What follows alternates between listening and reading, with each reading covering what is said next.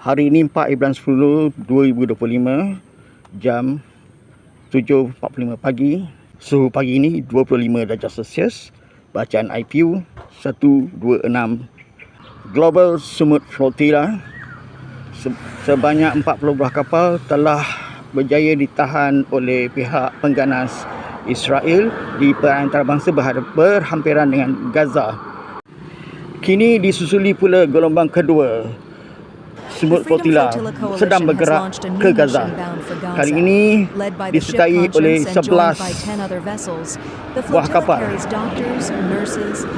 Pada 30 September, terdapat 10 buah kapal sedang menuju ke Gaza sekarang, terdiri pada 9 bot dan kapal kecil dan sebuah kapal besar yang dikenali sebagai The Madeleine to Gaza.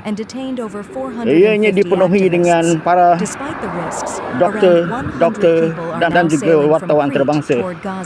The Freedom Flotilla Coalition says its mission is clear: to deliver aid and draw attention to Gaza's worsening humanitarian crisis. Sebuah kapal yang besar yang sedang membawa 100 delegasi di seluruh dunia. 10-nya adalah daripada Malaysia, terdiri pada doktor perubatan, 2 profesor dan seorang wartawan daripada Israel. Kapal kosan ini sedang bergerak dan ketinggian ini akan bergabung dengan 10 kapal terdahulu. Dalam masa kurang 24 jam mereka akan menghampiri zon merah di Gaza. Doakanlah keselamatan mereka dan doakan juga kejayaan mereka untuk memecah dan masuk ke dalam Gaza, insya-Allah.